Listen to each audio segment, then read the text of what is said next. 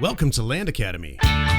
This is the Cash Flow from Land show, where we show you how to buy unwanted vacant land and sell it for more on the internet. I'm Steve Butala. I'm Jill DeWit. We are your hosts. With over 15,000 completed transactions, we are the experts in this niche land flipping business. We hold a drawing to win a free property every month.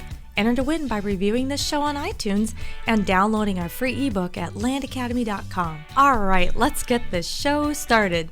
Stephen Jack Butala for Land Academy. Welcome to our Cash Flow from Land show. We show you how to buy property for half of what it's worth and resell it the next day. Great information and instruction from Jack, that's me. And inspiration from Jill, that's me. In this episode, Jill and I talk about why you can't win if you don't play. Hey, it sounds like a lottery slogan, but it's way more than that. And it sounds simple, but it's really, really true. Jill, great show today. Before we start, let's take a question posted by one of our members on successplant.com, our free online community. Okay.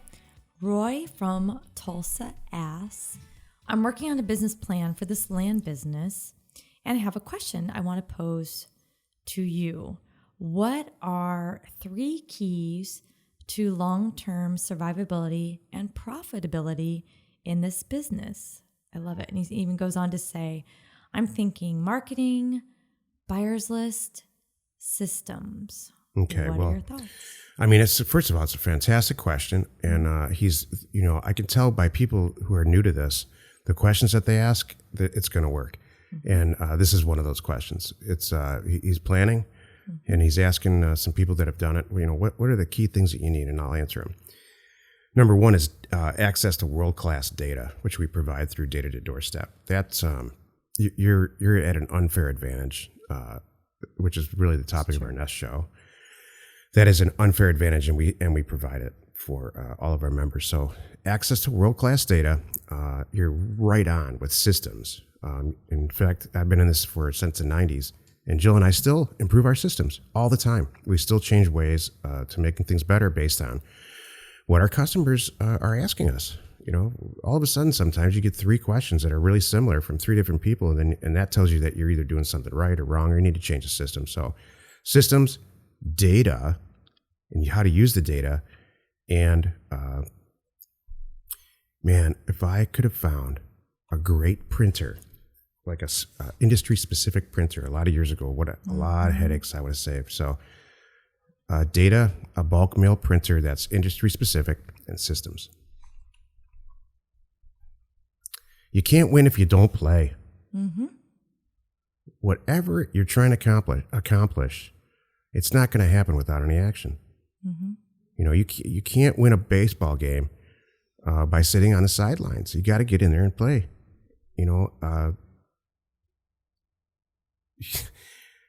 You have to get a plan, get educated, put a plan in place, and execute. I've heard this topic comes up with dating. Have you ever heard somebody say, "Man, all the good guys are gone. They're all married. I can't meet the kind of woman that I really think I deserve." You know why that's happening, Jill? Why? Are you with us today? I am. Everybody's with you now. Everybody wants to know that. Because you're not trying hard enough. You're not putting a plan in place. You're not going to the right places. If you love art, go try to meet your man in an art museum. If you are a vegetarian, don't hang out at the meat counter. You still could meet a good person, but you may not be happy because you're doing it wrong. You're there for the wrong reasons. That's what I find. But you're right. You got to get out there and do it, and do it right, and do what is important to you. If you like to dress up like a hooker and drink too much, that's the kind of man you're going to end up with, the guy who likes that kind of thing. Oh, no. Oh, my gosh. I am trying to think, what message, when you met me years ago, what message was I conveying to you? Jill asks me a lot. She's like, is this too low cut? Can you see through this? You have a whole thing about being too voluptuous and exposed in that kind of area. And you never are. You really never because are. I pay attention. I don't want him to. I want to be classy. I think it's important for a woman to be classy. What? I don't think you could not be classy if you tried, love. Thank you. So my point here is you got to get in the game and play. You know, there's a ton of people in a success plant, you know, way, way, way more than any that have ever, you know, made the decision to get involved financially. Mm-hmm. You know, so I'm not sure you're not going to, they're sitting on the sidelines. Mm-hmm. So that's worse than not getting in there at all and not even knowing about it or thinking about it. It's just like torture. You know, all the time I was playing sports when I was a kid, it's like, man, come on, put me in. So, right. So you're saying that's worse? Yeah. Yeah, I agree. If you know it about it and you can't do it, but you can. I'd rather not be on the team than sit on the bench. Yes. I like that. That's really good. Thank you. This is the portion of the if-then segment of our show. If you do X, then Y will happen. If you want to make a living in real estate as a real estate investor, then surround yourself with people who have already accomplished it, like us. Educate yourself and get on that path. Get in the game. Mm-hmm. If not, you know, relinquish your username at successplant.com. That's good. You know, it sounds.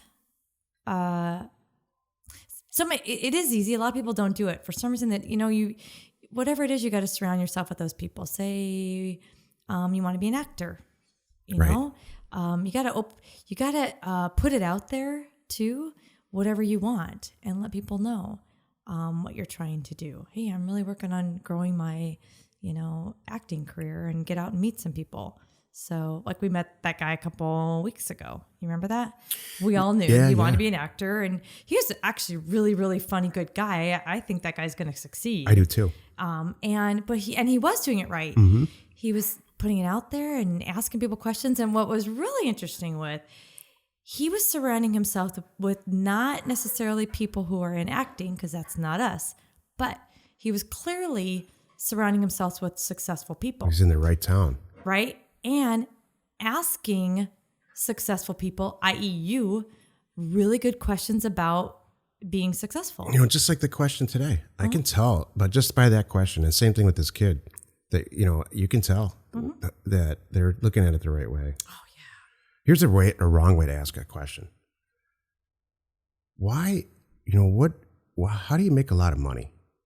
I want to make a lot. How did you get to quit your job at that age? Those are pie in the sky.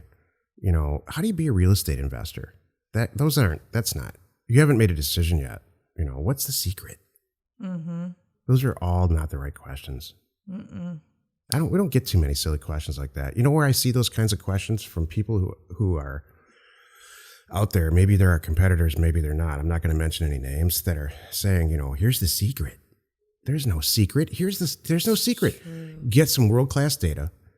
Get yourself a great printer. Get involved in a group of people like us, or whoever your group is, and take action. Pull yourself up by your bootstraps. Stop listening to the people that are stopping you in your life from accomplishing something, and don't dress like a hooker. Oh my gosh, I never know what's going to come out. Oh, wow. Oh, you know what's great is you tone it down for the show. I know. Can you imagine?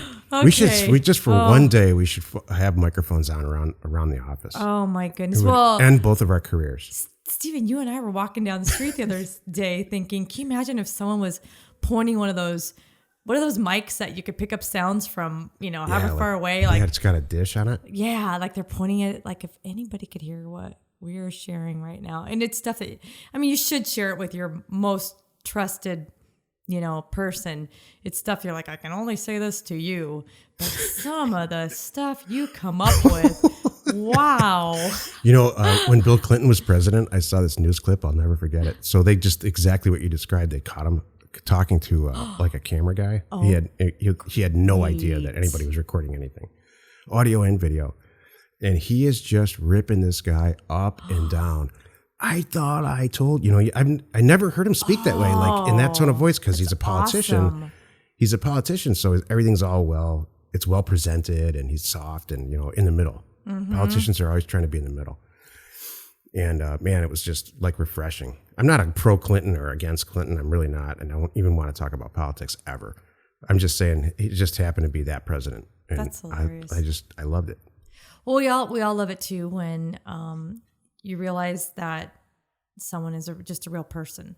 You know, we all make mistakes. There's gonna be things, you know. Yeah, you know, there's acceptable mistakes, Jill, and then there's some character stuff that you shouldn't do that. For some reason, politicians and adultery go together, and Why so is I think that? that's a character problem. You know, that's not a mistake. There's a real deep problem. If you make a bad decision as a politician, like man, we should have never built that bridge. That I understand that. That's an honest mistake, but like scandalous stuff, that's not cool. Mm-hmm. You're hurting people, man. Come on. Where did we go on this topic? I don't know. It's back to the hooker thing. Get off the sideline, man. Get off the sideline. Get into the game. What do you have to lose? Maybe that's it. Maybe that's why people aren't doing it. Mm-hmm. They're afraid. Yeah. Maybe. I can't count the number of people that, remember, Jill, in the beginning of Land Academy, they would call and say, I need to know this is real. I need to know this is real. And now all those people are killing it and they're doing deals and we don't even talk to them anymore. That is funny. It's like they used us used us the way we were intended to be used and then moved on. Well, I look at it like some of the most, we call them, you say skeptical, but they're not. They're just asking a lot of questions because they're really serious about it. They should be skeptical. I would be. I am. I mean, it's not that they're skeptical. They just want to know all the answers, I don't think. You know, you call it skeptical. I call it questioning. I call it needing more knowledge, whatever you want to call it. But boy, they seem to be the ones that really take this the most seriously and really do very well. Here's all the secrets and all the advice and all the stuff wrapped up into one sentence about just making a whole lifelong prosperous career in real estate investment. Direct mail offers with world-class data. If you don't know how to use those two tools, which is what we teach, you're going to kill it. Is it my turn now? Yes. Tell us about it. You know, if you have a question you want to be on the show, call 800-725-8816. Jill, inspire us. Okay. My inspiration for today is anything you wish, think about this. Is there anything that you wish that you would have pursued way back when? And once you figure out what that is, why aren't you doing it now? Are you asking me? Well, I'm asking whoever's listening. And that right now would be you. Me and two other people? Oh, we're not supposed to say that anymore. No. You know, we used to say, with you and the 6 listeners that are, our producer said stop it because there's way more than 6 now. Exactly. Yes, I wish I would have, and I mean all the way back to my teen years. If you're really young, listen to this, please. Brand your name or brand something about yourself that is going to stick with you for the rest of your life. Not a slogan or something, but your name. Something that's never going to change. Like the last name Trump or Sting or Madonna. Or if you're Jack Johnson, you can brand that. So I wish I would have done that a long time ago because whatever you choose to do for a living, you're going to be 30 times more successful at it if you're branding your name out in social media and all that. Okay, let me tweak this a little bit. Mm-hmm. Give me something you wish you would have pursued. Like a career? Uh-huh. I'm really happy with the career choices I made, Jill. I know that's really boring and a boring answer, but do you know what I wish? I would have written. I think I could have pulled it off as a full-time writer, but then I wouldn't be doing this. But no, go ahead. I'd rather hear what yours is. No, I like your writing thing. You wish you would have pursued writing? Yeah, and I've been doing it now for a long time, so it's there fine. You go. And why not now? And so the answer is you are doing it. Yeah. And now you are. So here's mine. Years ago, I wanted to be a musician. Got myself seriously Yamaha DX7. I never knew this. I honestly never knew this about you. Holly, my roommate, also had a keyboard, and then we got we called it an electronic drum. What did we call it? A drum machine? Yes. Oh, it was hilarious too because it had the clap noises. I mean, we had so much fun with that thing. We called it a drummer in a box. So, and we had a band name. We had our logo. What's the band's name? This is how could we have never talked about this before? Okay, here's what's great is my my roommate went so far as having the name tattooed on her arm. Oh no. I'm not kidding. We were in, man. I was old enough, but I wasn't allowed to have a tattoo, so I didn't get to do that. How funny is that? Mom and Dad said no, so I couldn't, but she did. So, okay, our band name is called When in Doubt. I like it. I thought it was going to be really silly. Thank you. No, When in Doubt. I like it, man. You know, and I had so much fun, and I can't sing. No, you can't. Oh my God, to save my life. But I would play the keyboard, and I'd do the drum machine, and coordinate stuff, and then I'd write lyrics. We just didn't, and she couldn't really sing either. So we were obviously lacking a lot of pieces. Well, was it awful? Well, depends on. It was awful. I'm sure it was awful. I have some recordings of stuff that we did somewhere. I'm totally serious. I would have used this as blackmail material years ago had I known. Yeah, this. Thanks. So my little inspiration here actually just brought up something in me that I forgot about. So that was one thing that I thought would have been fun back then. So for you listening, what's yours? And if you have something like that and it's still not too late. I mean, I just might go get a keyboard. It's classic. Jack, watch out. Classic stuff.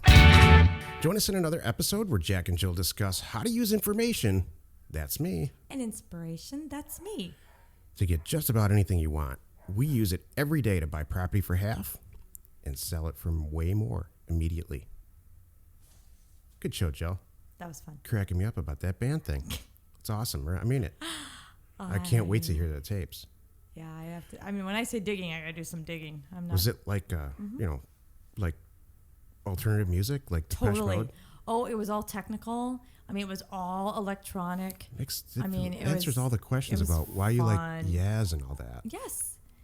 Makes total sense now. Now, you know what? I used to study all those magazines, and I would go to some of those shows. I don't think I ever shared this, but I went to some, I can't remember what they were called back then. But it's music. It was all electronic music, and they would introduce new products and things like that. And I learned all about different old keyboards and old systems, and they're called them Moogs, I think. And Moogs. Yeah. And I would get all into that. And then I even took some sound recording classes. I love that stuff. At college. And this podcast is my excuse to buy toys and to horse around with that kind of stuff. Yeah. Well, yeah, there you go. You're right. Now we have all the equipment. I just can't sing.